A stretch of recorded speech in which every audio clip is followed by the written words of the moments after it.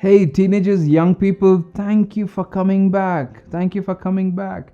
You're very serious with your life, and that's why you're coming back. It's amazing. It's amazing that you're coming back again and again. I know some of you have been sending some of these links to some of your friends. Please feel free to do it. That's just amazing. We have come to the last challenge. We are talking about the practical pointers of dealing with some of those 5 challenges, right? What are those 5 challenges in our place of growth we have to deal with? Our place of power, perception, perspective, process, and finally today we're talking about purity. What are some of the practical pointers? I'll give you 4 aspects, 4 practical pointers. First is honesty, 2 is accountability, maturity, and sanctity. Let me explain it.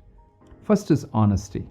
We need to be in that place of integrity, in that place of purity. We need to be absolutely honest, brutally honest. Brutally honest. What do I mean by saying brutally honest? Not excusing ourselves with our own excuses, reasoning ourselves with our own reasons. We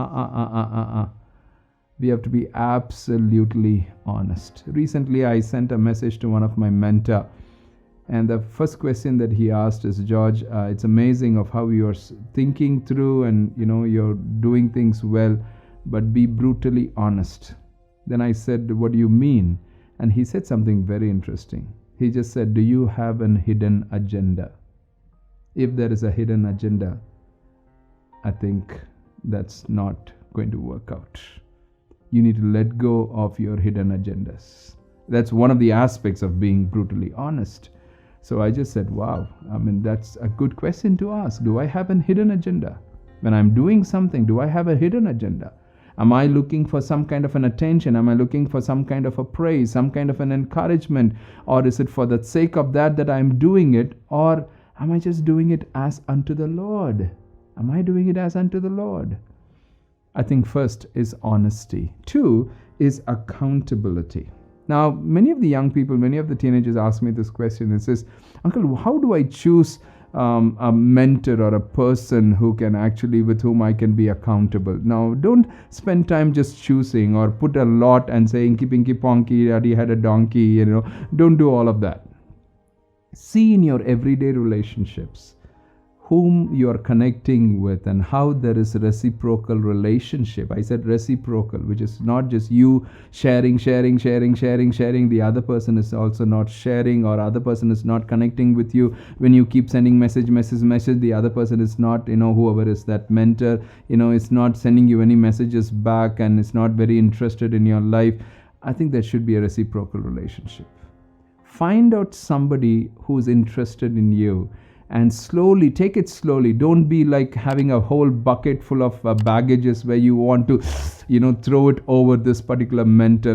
Some of them might get so scared and they might even run away, Have that relationship being built over a period of time.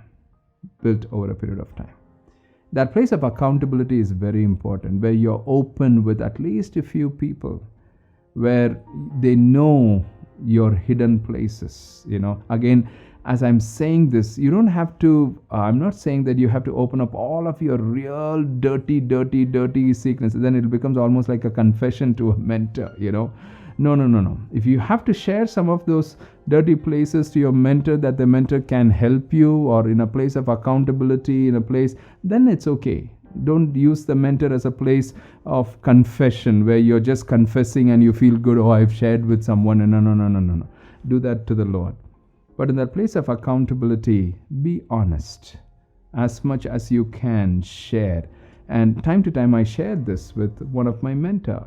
I very open up, and I just said, recently I said something.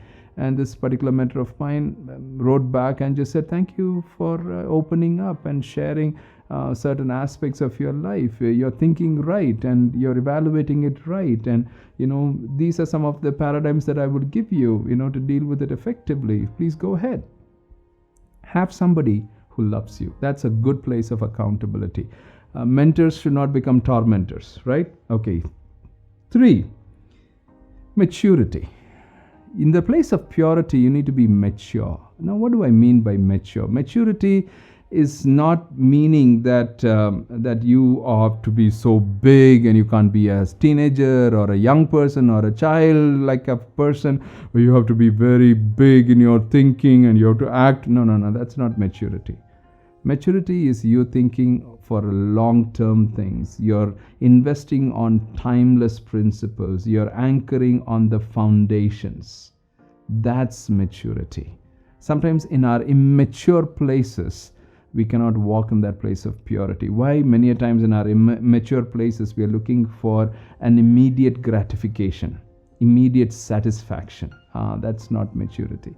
Mature people, maturity waits. That's where I love that statement. True love waits, right? That's the place of maturity. Last is sanctity. What's that place of sanctity? Walking holy before God. In that place of purity, integrity, please understand one principle. God is watching. Nothing is hidden from Him. The fear of God is very key, very important. How am I walking before the Lord? Am I walking right? Am I walking right before the Lord? So that place of sanctity is a crucial place. Honesty, accountability, maturity, and sanctity. Guys, you're amazing. It was a beautiful journey that we took, the last 10 sessions. Amazing of your place of intentional growth. I want to see some stories coming up. Please send some stories, share with us. It'll be great. You all know my email, right? children.teens@gmail.com. That's all it is. Or kids.teens@gmail.com. Send some of your stories, how these videos, how these messages has been useful to you. I would love to hear from you. Take care. God bless you.